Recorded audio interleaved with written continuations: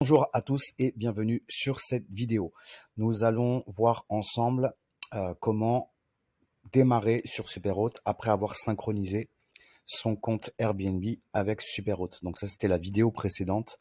Donc j'ai expliqué dans cette vidéo comment synchroniser Superhot et Airbnb. Pour rappel, il vous suffit de cliquer sur ajouter un compte Airbnb, d'entrer vos identifiants de connexion Airbnb, de cliquer sur suivant. Pour rappel, il faut effectuer cette procédure entre 8h et 19h pour la simple et bonne raison qu'il y a une validation manuelle qui doit être effectuée. Et si vous faites ça en dehors de ces heures-là, malheureusement, vous allez attendre pour rien. Donc voilà, faites ça entre 8h et 19h. À partir du moment où la validation manuelle est effectuée, votre compte Airbnb sera connecté avec Superhot et vous allez pouvoir importer les annonces que vous souhaitez ajouter dans Superhot depuis votre compte Airbnb. Pour cela, rien de plus simple, vous allez cliquer sur les trois petits points, puis sur importer les appartements et vont s'afficher les appartements alors là on a un appartement qui est déjà importé et on a un appartement qui n'est pas encore importé. Si je souhaite importer ce logement dans mon compte Superhot, je vais simplement cliquer sur le logement et cliquer sur importer les logements Airbnb. À partir de là, il y a un petit délai, c'est très rapide. Vous allez avoir un écran qui va s'afficher, qui va vous expliquer que l'import est en cours et peu de temps après, vous allez rafraîchir votre page et votre logement sera directement importé dans le calendrier. Donc vous verrez ici votre logement dans la partie calendrier et l'hébergement sera également présent dans hébergement et il viendra s'ajouter ici. Tout simplement. La première chose à faire une fois que vous avez importé vos annonces Airbnb, donc une fois que vos annonces sont présentes dans hébergement, vous allez paramétrer toutes les informations concernant le logement et le propriétaire notamment. Donc ce qu'il faut bien comprendre, c'est que le nom que vous allez inscrire ici, c'est en fait on va pouvoir utiliser des shortcodes dans les notifications. Donc le shortcode pour le nom de votre logement, c'est exactement ce qui va s'afficher ici. Donc souvent, si vous avez un titre assez long sur Airbnb, chez Sisi, Wi-Fi, parking ou je ne sais quoi, c'est pas forcément utile quand vous avez importé de votre logement de noter Wi-Fi, parking. Et, sinon, c'est ce qui va s'ajouter en fait dans les messages automatisés. Donc, je vous recommande ici de mettre le nom simplifié de votre logement dans la partie nom. Ensuite, c'est important de comprendre que dans cette partie-là, vous allez devoir indiquer les informations concernant vos propriétaires. Donc, chaque propriétaire est rattaché à un logement et c'est dans cette partie-là, il faut indiquer donc les informations du propriétaire, son prénom, son nom, son adresse, son code postal et idéalement sa ville. Et c'est ce qui va vous permettre quand vous allez envoyer les contrats de location et aux voyageurs, tout simplement, en fait, c'est ces coordonnées-là qui vont être affichées. Donc, dans la mesure où vous n'êtes pas titulaire d'une carte professionnelle qui vous permet de faire de la gestion immobilière, tous les contrats, tous les paiements, toutes les cautions, toutes les factures doivent être éditées entre le propriétaire et le voyageur. Donc, c'est pour ça que c'est important ici que ce soit les informations du propriétaire et non pas celles de votre conciergerie. Vous allez pouvoir ensuite tout simplement indiquer la catégorie d'appartement, le type d'hébergement, le nombre de personnes maximum, donc l'occupation maximale de votre logement. Et vous allez pouvoir, si vous souhaitez mettre en place un prix par occupation, mettre le nombre de voyageurs par défaut. Ce qui veut dire que pour 4 personnes maximum, vous allez avoir un prix dans Superhot qui sera un tarif pour 2 avec un supplément que vous allez pouvoir paramétrer ici par nuitée et par personne. Donc à titre indicatif, si je souhaite avoir un prix pour 2 dans un logement pour 4 personnes avec un supplément par nuitée et par personne à partir du deuxième voyageur, dans ces cas-là, je vais configurer les choses comme ceci. 4 personnes maximum, par défaut 2 voyageurs, avec un prix de 15 € par exemple, par voyageur supplémentaire. Donc en gros, si vous avez un prix à 50 € la nuitée dans votre calendrier, ce sera un tarif pour 2. S'il y a 3 voyageurs, ce sera 50 plus 15. S'il y a 4 voyageurs, ce sera 50 plus 15 plus 15. Il faut bien comprendre que ce que vous allez paramétrer en termes de tarification ici, ça va concerner uniquement les réservations en direct. Donc ça ne va pas du tout avoir d'impact sur sur vos prix dans Airbnb, dans Booking. Tout ça, c'est pour la réservation directe. On y viendra un peu plus tard sur une autre vidéo.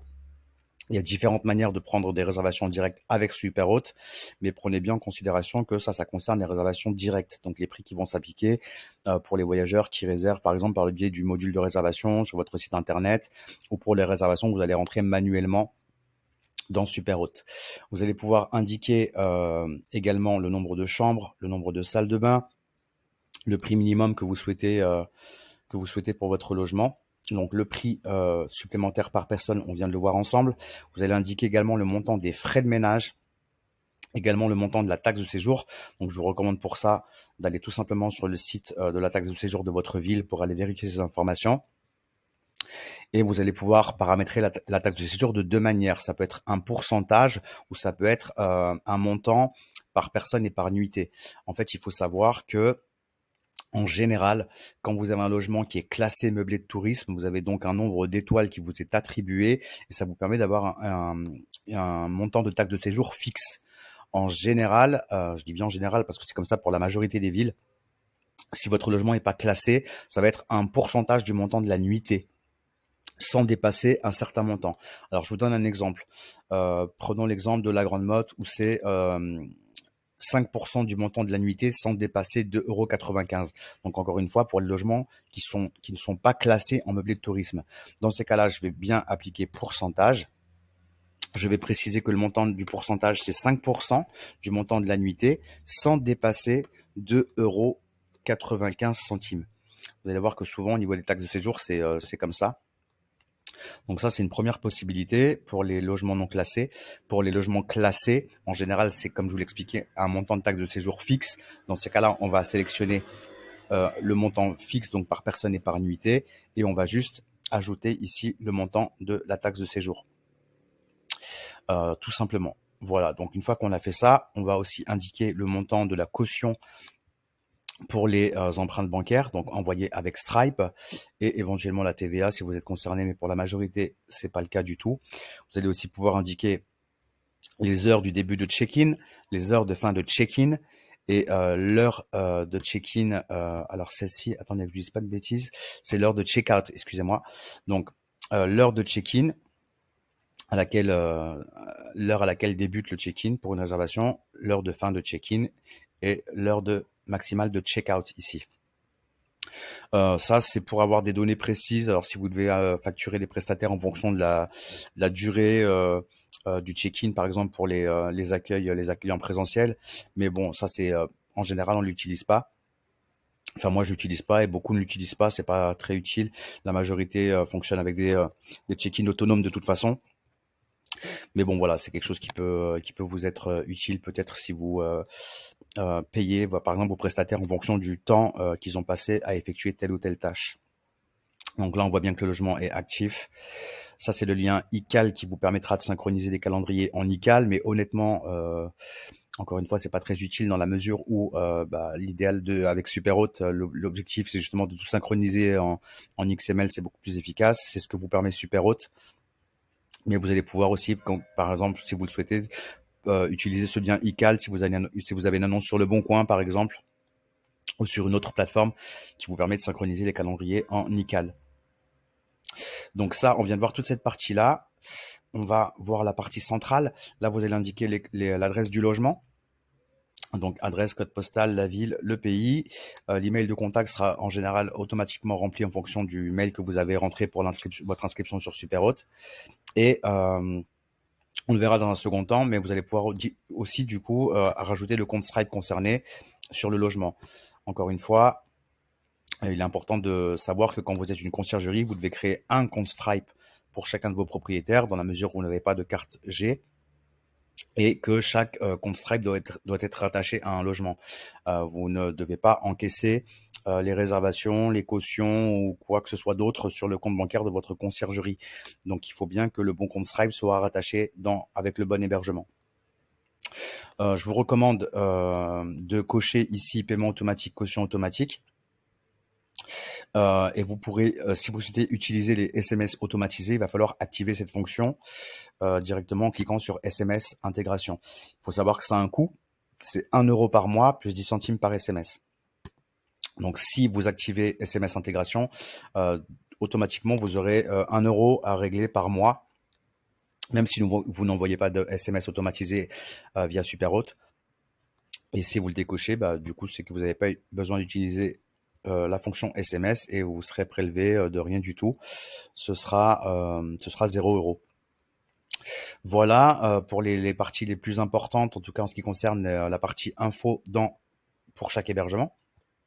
Je vous recommande d'ajouter des photos aussi, d'ajouter en général votre photo d'accroche, c'est bien de l'ajouter ici.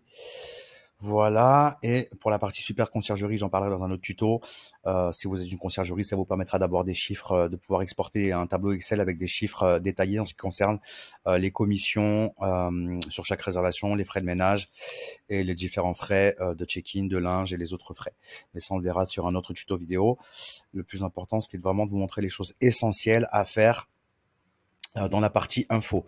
Vous avez également pour chaque hébergement donc un contrat de location qui est déjà pré-rempli, qui est en anglais et en français. Donc, je vous recommande de le modifier si vous le souhaitez, de le personnaliser ou de garder le contrat type qui est très bien. Vous allez pouvoir, par exemple, indiquer au niveau du dépôt de garantie, par exemple, vous allez pouvoir indiquer le montant.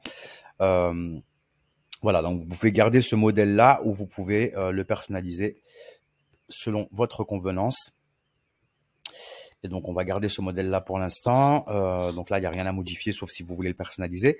Dans la partie facture, il va falloir indiquer ici les coordonnées du propriétaire, puisque les factures qui seront envoyées seront éditées, comme je vous l'ai expliqué tout à l'heure, au nom du propriétaire.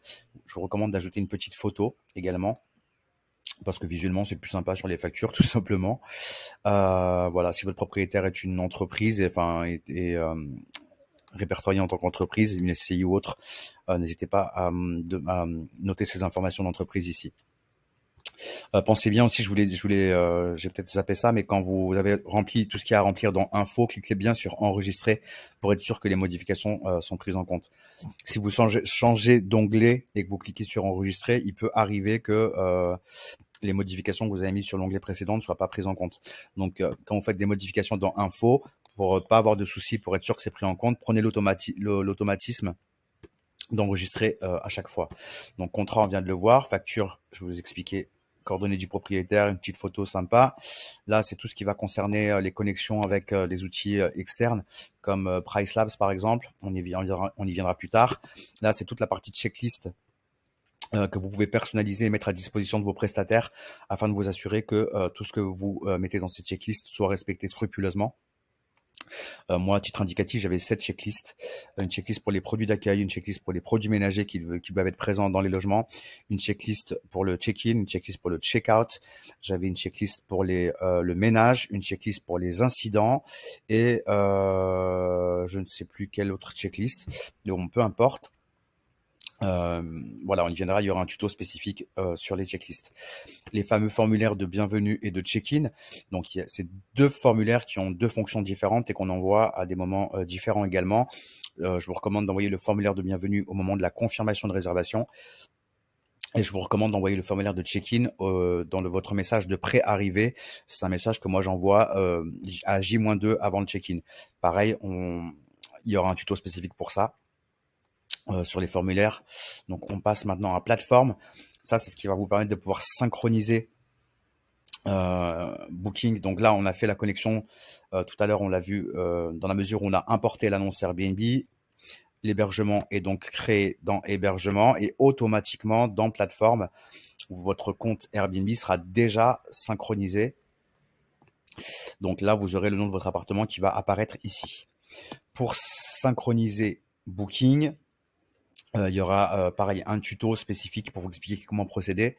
C'est différent par rapport à Airbnb. Mais voilà, là, surtout l'idée, c'est de vous montrer un petit peu le détail de tout ça et on rentrera dans d'autres vidéos plus tard. On rentrera plus en détail sur ces sujets. Là, vous allez pouvoir aussi appliquer, par exemple, un coefficient multiplicateur différent. Ce qui vous permettra d'avoir des prix différents sur Airbnb et Booking en fonction des offres, des promotions que vous avez paramétrées ou simplement de la stratégie tarifaire que vous souhaitez mettre en place. Donc ça, on y reviendra aussi. Dans la partie paramètres, vous allez trouver différentes fonctionnalités. Donc là, par exemple, on va cocher les plateformes qui encaissent directement les réservations. Donc, je vous recommande de laisser toujours cocher Airbnb Booking ici. Là, on va cocher les plateformes qui gèrent déjà la caution. Alors, si vous avez décidé de ne pas mettre en place et de respecter les règles d'Airbnb au sujet du dépôt de garantie, à savoir ne pas réclamer de dépôt de garantie sur Airbnb, je vous recommande de cocher Airbnb ici. Si vous souhaitez mettre en place le dépôt de garantie, l'empreinte bancaire sur Booking, je vous recommande d'ailleurs de le faire, ça c'est évident. Et dans ces cas-là, vous ne cochez pas Booking dans cette partie-là. Le gap fill, on le verra, c'est ce qui vous permettra de pouvoir libérer une nuitée s'il y a un creux. Imaginons que vous avez 2 nuitées minimum, vous avez une réservation du 12 au 14 et du 15 au 18, du 15 au 17 par exemple. On a donc la nuitée du 14 au 15 qui sera libre. Mais si vous êtes paramétré en 2 nuits minimum, bah, elle sera pas réservable. Si vous cliquez sur Gap Fill, ça va vous permettre de passer automatiquement la nuitée en réservable en une nuitée. Et donc, automatiquement, la nuitée sera réservable et ça vous permettra de pouvoir optimiser votre calendrier. Ça, c'est pareil, on y reviendra plus en détail. Également pour les réductions que vous allez pouvoir mettre en place, vous allez pouvoir mettre en place des codes de réduction. Ou non, pardon, là, c'est pas encore les codes de réduction, c'est les réductions type réduction à la semaine ou au mois. Ça, pareil, on y viendra plus en détail.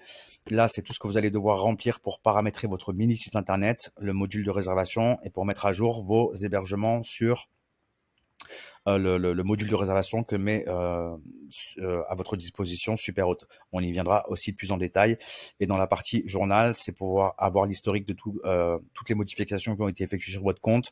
Vous pouvez savoir à quelle date, qu'est-ce qui a été fait et par qui. Voilà, c'est un journal d'activité en fait. Et on y viendra aussi, on viendra plus en détail sur ça, sur un autre tuto vidéo. Voilà, l'idée de ce tuto, de cette vidéo, c'était vraiment de vous montrer un petit peu globalement primo, comment importer vos hébergements dans Superhôte, vos annonces Airbnb.